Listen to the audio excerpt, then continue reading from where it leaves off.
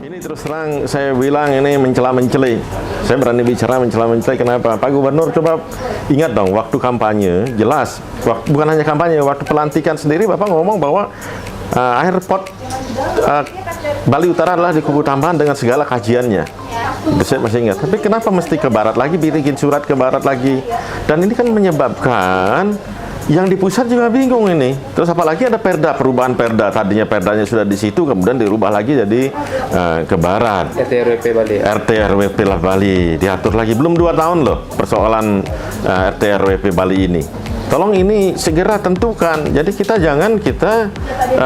sudah akan penuh airport di Ngurah Rai, sementara kita belum menentukan sikap di mana kita setuju airport itu. Kalau fokus, saya yakin kalau Pak Gubernur sekarang fokus bahwa yang memenuhi syarat untuk airport adalah di Kubu Tambahan.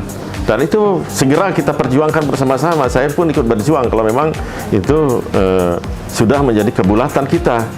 Jangan sampai ya bulak-balik ntar lagi di barat, oh karena ada bukit, karena ada terlalu dekat dengan Banyuwangi, terus karena terlalu dekat dengan hutan lindung, terus kemudian akhirnya kita pindah lagi, kita ke timur lagi, kita mulai lagi dan sebagainya.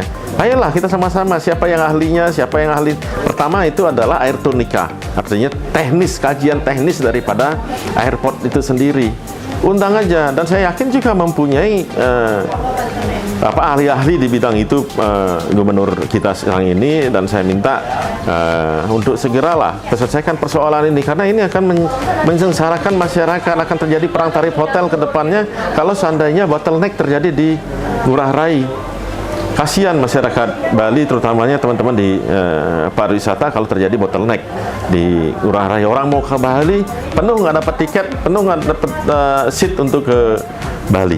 Jadi dikeluarkannya proyek Bandara Bali Utara dari daftar proyek strategis nasional termasuk bentuk kegagalan gubernur dan ketidakseriusan, Pak ya? Ya karena kita tidak pernah serius, kita bolak-balik. Mereka juga ragu jadinya, ini ditolak atau tidak dan sebagainya, dipindah-pindahkan.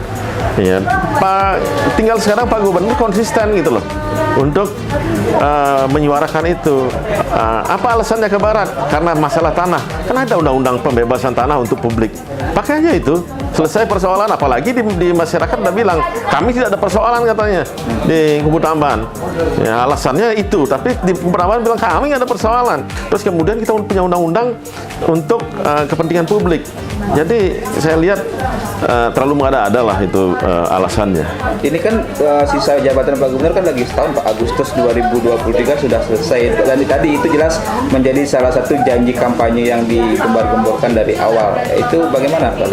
Oh iya, kalau saya lihat kan Pak Gubernur juga berasal dari daerah Kubu Tambahan, daerah situ, yang kemudian juga Pak Gubernur, mohon maaf, dulu juga ya kurang beruntung lah sama dengan teman-teman yang sekarang berada di daerah tersebut. Artinya apa? Kita untuk mengurai daripada kekurang beruntungan dari teman-teman di situ, salah satunya adalah infrastruktur. Kenapa ini di selatan sekarang mereka beruntung? Karena mereka ada infrastruktur airport. Ya, tapi sekarang ini justru karena kemajuannya yang sangat tinggi, saya kasihan juga kepada yang pegawai rendahan, pegawai serabutan, kemudian kepada pegawai negeri biasa yang tidak bisa mengikuti kenaikan harga ini akan pindah, termarginalkan, akan pindah ke daerah Tabanan, akan pindah ke daerah Kelungkung, yang nantinya kemajuan ini untuk siapa? Jangan sampai nanti seperti orang Betawi di Jakarta, ya, kelihatannya wah mega, tapi orang-orangnya terusir. Nah, oleh karena itu harus diurai pembangunan ini, jangan terlalu tinggi pertumbuhannya, ya, sementara ada yang sangat rendah, sangat rendah sehingga tidak punya kesempatan kerja, yang akhirnya makan pun sulit gitu.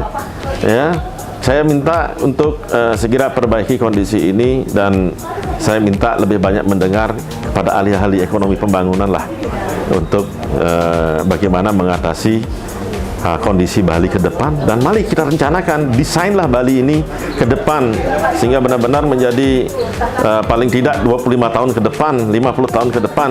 Sayangnya saya dulu waktu itu saya belum punya kesempatan untuk membuatnya, karena saya hanya baru menerima masukan-masukan aja. Waktu itu waktu di HIPMI saya sempat meneriakan itu untuk kita bersama-sama. Saya sempat mengumpulkan para tokoh di Jakarta untuk tokoh Bali ya di Jakarta untuk melakukan itu.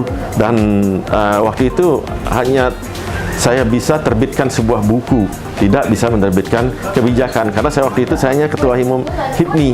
Nah, kalau sekarang saya melakukan itu karena bukan tupoksi saya, seolah-olah itu adalah terlalu banyak politisnya. Sama dengan sekarang saya berjuang untuk Kubu Tambahan, katanya seolah-olah karena saya dari daerah sana, bukan. Tapi saya ingin bahwa teman-teman yang pegawai biasa yang di daerah selatan tidak terpinggirkan. Yang kedua, kemiskinan yang terjadi di daerah Kubu Tambahan dan sekitarnya, termasuk Kubu, ya Karangasem daerah sana itu sangat miskin juga. Kemudian di daerah Bangli itu bisa kita selesaikan lebih cepat karena begitu ada infrastruktur maka pertumbuhannya akan lebih cepat, artinya apa, kesempatan kerjanya akan lebih cepat terjadi dan tentu adat istiadatnya akan terjaga karena mereka tidak meninggalkan desanya, dengan mereka tidak meninggalkan kampungnya. Dan kekuatan kita di Bali adalah adat dan istiadat itu sendiri. Oke, siap.